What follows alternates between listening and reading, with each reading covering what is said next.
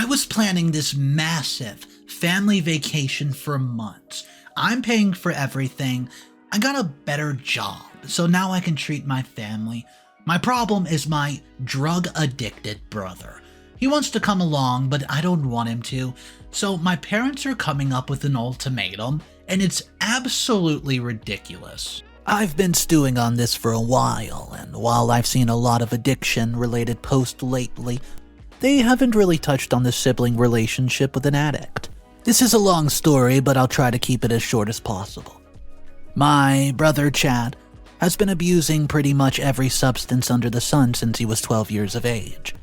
It started with huffing, cough syrup in the middle school, and progressed to a whole host of drugs including, well, you can name them, you can think of them, by the time he was 17. We tried to get him to a professional and get some medication to help with his issues through threats of rescinding financial support and taking away his car, but he refused every single time, saying that he was fine and that we were the ones in the wrong. He moved out of the house when he hit 18 into a bad crowd of people and eventually became a meth addict. For years, our parents did their best to help him. They wrote him letters, told him how much we loved him, cried and pleaded with him even. And nothing. They fought tooth and nail for him and were willing to pay for expensive treatments. But they eventually had to give up when he began doing horrible things after getting married to a woman from Thailand, including putting our dad in the hospital, and we made contact with him and did not hear from him for a long time. For so many years, I've been scared of him and hated him for what he did to our family. I hated that he ruined everything, and that my parents could not do everything they wanted. Last year, Chad and his wife had a problem when he, being drunk, treated her badly, so she called the police and placed a restraining order against him. This was when Mom showed up since he had no place to go and gave him the opportunity to return to our home after he promised to quit drugs. From the beginning, I was very unhappy with him staying with us since he's a person with very different customs, adding to the fact that he's an abuser and a drug addict and an alcoholic. But in the end, it was my mom's decision if she wanted him to be there or not. I don't feel comfortable being around him, so what I decided to do was ignore him and continue my life as if he does not exist. In Chad's first few months at our house, he was very angry and, well, due to the drug withdrawals, I assume, he would bang on the doors, wake up every morning early, break things, have tools in his book bag, etc. And also, our financial situation became more complex, because now the expenses were absolutely doubled, and he was not contributing to anything. Many people tried to help him out. A friend of my mom gave him a job making cocktails since he's a cook, and knows about that area very well, but Chad, being the alcoholic, he started stealing alcohol from that job and he lost it. Since he was fired, he's been staying with us doing nothing, sleeping all day, watching TV extremely loud at night, not letting our 18-year-old sister sleep, and eating all the food in the house. He says awful things to Mom and Dad when they don't let him have his way. He treats Dad the worst, and he's basically his verbal punching bag. I intervened a few times, which almost ended with him beating me up before Mom stopped him. Over time, he resumed using drugs. He has relapsed multiple times this year, and his relapses always include him stealing money, jewelry, and electronics from family members. She let him continue to stay there despite the fact that he's been abusive to them and has stolen from them multiple times. My mom thinks that I'm a bad person for not trying to help him get better or even make small talk with him, but I feel very uncomfortable just being around him. On different occasions, I've tried to follow what Mom was saying and just give him a chance to talk, go out, cook food with him, or just be with him, but the times I've tried, he would ask me for favors in relation to money, or cross the line by yelling at me or just treating me badly, so I decided to distance myself and avoid him. Fast forward, I have a family vacation to Seoul planned after my first raise. My profession is in the field of data science. It's not really a lot of money, but I felt like I could buy anything I wanted at the time. For a multitude of reasons, we had not done a vacation since I was 14, so I wanted to organize a family holiday abroad, which would completely be paid with my salary. These going on the vacations It included me, my sister, my parents, grandparents, aunt, uncles, and cousins. We all have a great relationship and everyone likes each other. Everyone was on board with the idea, and from there we were naming places that we would go to, figuring out dates and times that would work, how the weather would be, if I should purchase or rent skis when we go to Gangwon. It took me 6 months to plan and organize the vacation. I've poured days and days into researching what shall we do. I booked a resort for us, booked flights, sorted out passports, and everything. It's been one of the biggest dreams of my life to visit Seoul. I was really looking forward to going there with my family using my own money. This would be my first time out of the country, and for many months I've been requesting my team lead to give me a month off of work. I emphasized that I would put together a list of work that needs coverage when I'm gone. I'll train or work with whomever will be covering for me to make sure that it goes good. I assured him that I would be reachable both ways. 3 weeks before the vacation, I finally got the approval. I bragged to my work friends about how excited and awesome the vacation would be. I get home and bring up the news to my mom, extremely excited, and she starts with, "Yeah, I need to talk to you about that," and told me that everyone's disappointed that Chad is not going to be coming. She tried to have him come along with us, even though he's still kicked out by his wife and has done literally nothing to change his behavior or attitude to prevent another relapse. Sometime within the next month, I'd say. I refused to fund a vacation where I'll have to stay with a junkie, because I knew that he would cause some kind of crap show. I was afraid that I'd get him, sick of him just real quick, then have to spend the rest of the vacation angry and frustrated. My mom was like, "Fine, do whatever you want," but in a really crappy, passive-aggressive tone, The deadline for a partial refund for the ticket cancellation was coming up, so I needed to know if we were in or not, and she confirmed that the vacation was happening, as planned.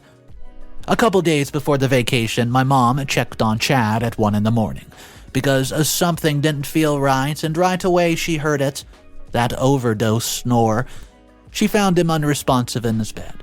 She slapped his feet and yelled in his face, but he was completely blue-lipped and out. We rushed him to the hospital where my uncle practices medicine. He had administered 4 doses of Narcan to revive him. After a few hours, I spoke to Chad, and he told me that he heard about the vacation and was hurt that we did not invite him.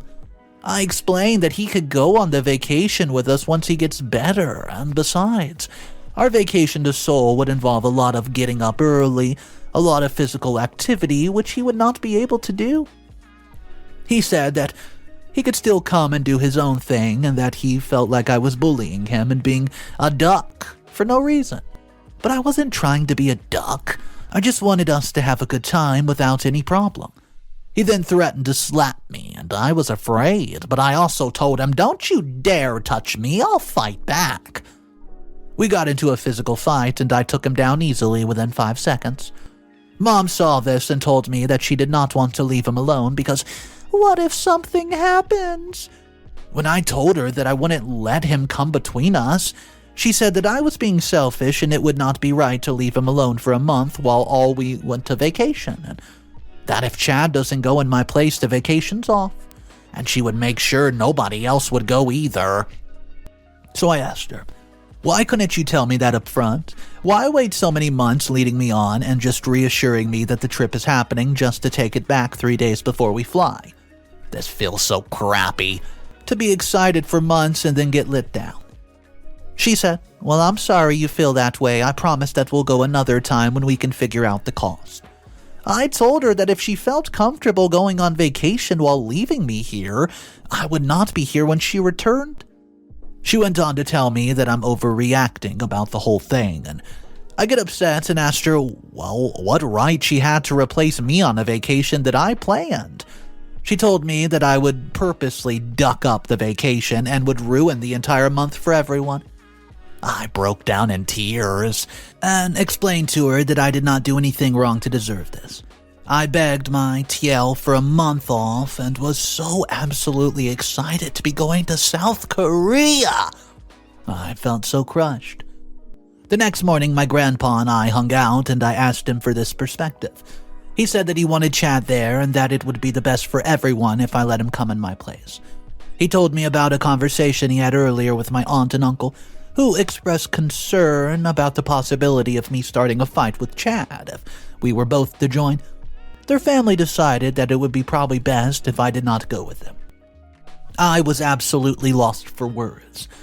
I was not only disappointed that I was not able to go on a vacation I was looking forward to, but I was also saddened by the betrayal that I would have never expected from my own family members, who seemed so kind and friendly all these years. I, of course, asked my grandpa why none of them came right out and said it directly. He was silent. I told him that it was ducked up and I planned the trip, so they don't get to decide that. I'll admit, I definitely got very upset and started yelling, which probably did not help, but it still hurts knowing that my whole family agreed they didn't want me to come on a vacation with them. My grandpa basically acted like I was being emotional and just needed to get over it. That night, my cousin called me saying that she did not know what to do because, on the one hand, she really wanted to go on vacation with us. But on the other hand, she felt the vacation would be very uncomfortable, and she'd have a bad time if both Chad and I were there. My other cousin, to whom I'm closer, told me that he's going on a vacation without me because it's not a big deal. Some people just have the wrong idea about guys like us. It's just the way it is. Later, we go somewhere, just the two of us. I could not really do anything when everyone in the family was on Chad's side. Calling off the vacation seemed absolutely impossible, and considering that it, would not result in a refund, I didn't want my hard-earned money to go to a waste. So I transferred my business class ticket to Chad. Of course, I had to pay a fee for the airline for that as well. I'd been trying to act like I didn't care, but when they were driving to the airport, I couldn't stop crying. I wrote them a message, trying to make them understand what I was feeling and why it hurt me a lot. I told them that they cost me a lot of money, but how it wasn't about the money, and I was upset being told last minute that I was being replaced. I know that it might have been an a-hole move to mention this, but the pictures they sent being all happy made the emotions that I've tried to hide come through, and I've never felt this left out, and I feel like I'm not a family member. I'm trapped in this house taking care of the family pets when they're out being a family on a vacation that I paid for. After a few hours, I got back a message that I was ruining the vacation and to just accept it. I could not help but think that this is on purpose, and that they're getting quite ballsy with the less than subtle attempts to include me. To hurt me, they excluded me. My plan now was to leave the pet with a relative and go back to work to forget everything. I went back to the office and informed my TL that vacation was canceled because of family mental health problems.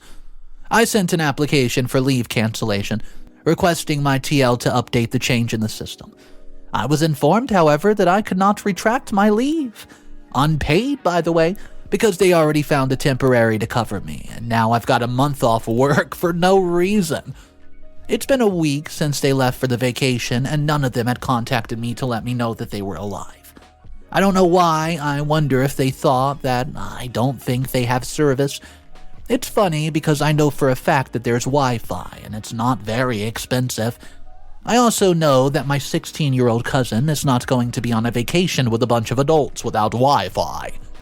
I was shocked when my sister called me yesterday, in the wee early hours of the morning. She was crying on the phone, asking if she could talk to me. I asked her what's wrong, if she was safe where she was, etc. She tells me that she's super stressed out because they're only halfway through their vacation, and Dad ran out of cash and realized his debit card wasn't working. I checked the mail and found a letter explaining that the card would not be deactivated. He only has about $30 in cash and can't withdraw anymore. I told her to give the phone to Mom, who only apologized conveniently when I went off about this ridiculous situation that we're all in because of her. She didn't have much to say back besides that she was feeling bad. Yet, I don't feel better. She then told me that they need to borrow $6,000 from me to finish the vacation. I told her that I didn't want to give them any money and that they needed to come home. I suggested they ask other family members for help with their one-way ticket, since their return tickets are scheduled for about 2 weeks from now. She told me that she didn't want that because she and Dad would look poor in front of them, and I said, no, I can't lend them money. She yelled at me about being selfish and cruel and how I left my family stranded in another country and how they didn't raise me this way, blah, blah, blah. I hung up the call, but later she kept calling me 5 times. Every hour, even though I texted and told her that I was busy, and I finally picked up the phone. My dad called me a jerk for not letting them continue their trip and for ruining my opportunity to be a good role model, whatever that means. I said I love my family, but you people should stop being so dramatic about a situation you put yourselves in. It's wise to come home with Uncle's help if you can't afford the rest of the vacation. He asked me if he really raised me to be so cold and mentioned, "This is exactly why we wanted you to stay home." Well, I told him, you and Mom already forced your way here now, so you're just gonna have to figure it out. And he said, seriously? And I'm ducking exhausted. I can't even keep my eyes open. I said, well, go to sleep. He then hung up the phone and I tried calling him, but he didn't respond. Family members on Mom's side have heard my parents are stranded and stressed because I'm being a heartless man. Am I really the hard jerk in this situation? I mean, am I terrible of a son for letting my parents be stranded overseas without money?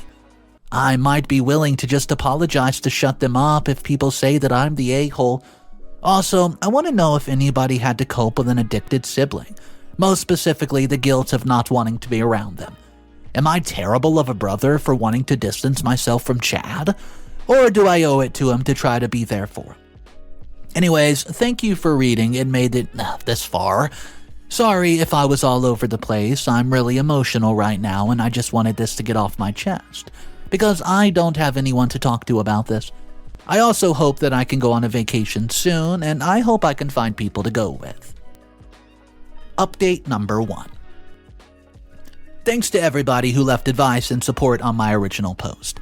I felt so sad and alone in the moment, and your support has meant so much to me. This has also made me realize how common of a problem this is for so many families. I'm really sorry that so many people have gone through a similar situation, and I send all the hugs in the world. Time for the update.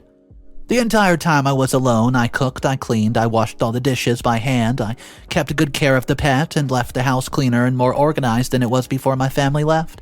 And honestly, I did not miss them one bit. It was quiet, peaceful, I could hear my thoughts for once. My mom never allowed me to cook because she likes things done a certain way, and yet my cooking this weekend was more delicious than Chad's. I've never been so happy or mentally clear in my life, but all good things do come to an end. I enjoyed myself too much and time just flew by so fast, and my family came back from the vacation yesterday while I was at work. I was suddenly met with nothing but scolding as soon as I walked through the door, and the first thing my mom said was, "We could have been dead for all you knew." My sister tried to shift the tone with, "I missed you. Why are you wearing a beanie like that? You look stupid." Then, when I removed myself from the situation to calm down because I knew I would get annoyed if I stayed any longer, my dad gets upset saying, "After we've all done stuff for you, you refuse to help us in a time of need, and instead spend a month locked up in your room. I don't understand. Tell me why you're like this." My parents remain mad at me because I left my family struggling to financially support themselves in a foreign country and did not lend them money to arrange tickets back. They ended up asking my uncle for help. And my brother, despite being 25 years of age, acts more like a teenager when it comes to attitude. I did not apologize to anyone because they're adults who were capable of handling their own crap. Now, they always talk down to me or get angry at me for no reason at all. If I say anything back to them, it just makes them even more angry, which turns into a conflict, so it's just easier for me to not engage. They're stubborn, narcissist, and won't ever take accountability and always make me the villain and gaslight me when I catch them in the wrong. Today, my sister and I sat down to talk, and I was angry that she did not defend me when the entire family wanted me to stay home. She became defensive and told me that it's not about me, it's about somebody struggling with a drug addiction, and that she did not want to cause any friction with the family by not going. My mind even went to the thought, would life even be that hard if they just all got into an accident? I feel terrible for even thinking like that, but hey, it second crossed my mind. I feel bad, but I wish they didn't come back. I'm mentally incapable of anything with my family while they're around. Well, I'm crying in the bathroom because now I'm just so overwhelmed, and I wish I had more time to alone of myself. I wish I could have lived those days all over again. They were the best of my whole life. My grandpa thinks I'm an idiot and selfish for wanting alone time. I'm planning to move out in a few weeks because I don't want to be stuck with my family. And I'm not sure how much longer I can take this nonstop screaming, gaslighting, and just general anxiety-inducing family that constantly makes me feel like crap. Update number 2. Hey guys, it's me again. I'm back. Thank you all for your comments on my last post. So, I've read almost everything and I'll try to reply and work in the right headspace. All of this occurred last night. I came home and found Chad smoking marijuana in the living room with his friend, whom I don't even know the name of. The whole house stank like skunk, and I got a headache from it. Mother asked him not to smoke weed at home, because we didn't want to smell that anymore, and he told her that he would do what he wanted. A big thing erupted, and it got heated, and more screaming from Chad than usual, and he was verbally abusing to Mom. He screamed at me to mind my own business and that I was, well, stupid. And when I tried to defend her from his verbal onslaught of abuse, he's never hit my mom. He knows that she'll have to send him to prison if he hits her, and I know that prison scares him. He's been there before, but only for a night or two. When he started slamming his fist on the table and then got into my face, I walked away because it was useless to talk to him. But he kept screaming down the hall and he woke up our sister, and then followed me down to my room and got in my face screaming. And Mom tried to get him to stop, and he backed up enough to let me shut and lock the door. He slammed on it a few times and backed away so he could yell more, and he wouldn't stop, and I did not feel safe. I kept telling him to go upstairs to his room, but he refused and kept screaming. I finally decided that enough was enough, and I dialed emergency services. I didn't want to do it, but you know what? I was just so scared. I explained everything to the operator at hand, and, well, Chad was shocked that I would even do such a thing. Well, I did it, and I've never done that before. Luckily, the fact that I called the cops was enough to freak him out, and the manipulation started. He went and cleaned the house and started off with, "It was just a conversation," even though he was suddenly all calm once the cops got there. They told him that he really needs to go and get some help. They didn't arrest him, but told us to call whenever he acted erratic again. Then they would force him out of the house if necessary. They didn't do anything else, but they just would show up and calm down the situation. My dad was at work and eventually came home once the cops left, and after that my mom and I talked in her room for a bit, while Chad and Dad were downstairs. I developed a bit of a stress-induced headache, and my mom told me that she'll give Chad an ultimatum. Either he gets help now and goes to rehab, or gets directly forced out of the house and kicked out. And he's on his own, bud, before he decides to get help. I just hope the ultimatum works. I don't know what's going to happen today. I have work and I won't be home until 3 p.m. at the earliest. I want Mom to cut him off completely. She always vents to me about him and how he's doing and how she still thinks that he's lying to her, how he doesn't seem right, etc., yet she has never done anything about him, and I don't know if she'll even try to talk to him. I don't know if he'll try to retaliate by breaking my stuff when I'm gone. Anyways, I'm tired, you guys. I was just exhausted already, and now this. As if I didn't have enough on my plate. I'll make an update if things get further down the road. Update number 3. I'm totally overwhelmed by the support in this community. I'm reading through everything and really trying not to cry. I'll try to respond if I can. See, recently Mom told Chad that if he did not listen to us, she was going to kick him out. So in the beginning, he started to, quote, behave and follow her rules, while blaming her for not letting him do treatment his way. Until last Saturday when he threw a massive party and invited people over to the house when my parents weren't home, and I saw him doing drugs. I did not stop it because he wasn't going to listen to me, and I don't want to make a butt of myself. So I threw another party when I would show our parents. He told me that he didn't care and, to show them anyways because he's throwing another party soon. Well, I get mad at that, and when my parents get home, I tell them everything and showed them the video of their son doing drugs and smoking. They're not happy at all, and they actually kicked him out of the house, and he's now staying with his friends. Wow, I didn't expect that. I thought that they would just reprimand him and punish him somehow, but it was so shocking to me that they went through with their threat, and he gets so mad at me saying I'm a rat, I'm a snitch, and that he'll never speak to me again. The last one's BS, but whatever. Final update. Something happened last week, and Chad's friends beat him up, so he came back to mom and dad asking for help to get into a treatment center. We drove him to the state-funded center and hugged him goodbye. A couple days back, I got a call from him at the center, threatening that if I did not come get him, then he would be homeless after checking himself out. I refused, and stuck to the plan that we all agreed to, that he must complete the program. He was devastated and hung up on me, screaming and crying, and he then called our parents and said that he was afraid for his life at the center. He kept calling them repeatedly with the line that he felt unsafe and that he wanted them to pick him up, against medical advice, and bring him home. My parents are a unified front with me for the fact that he has to complete the program no matter what. I'm glad that they have not enabled my brother to believe he'll always be rescued from, the consequences of his actions and taken care of no matter what. It's no hotel, this place. I do worry about his safety around people with much harder personalities and histories than his. I'm just so tired and frustrated, and I also feel selfish for insisting he stays at rehab while not feeling safe.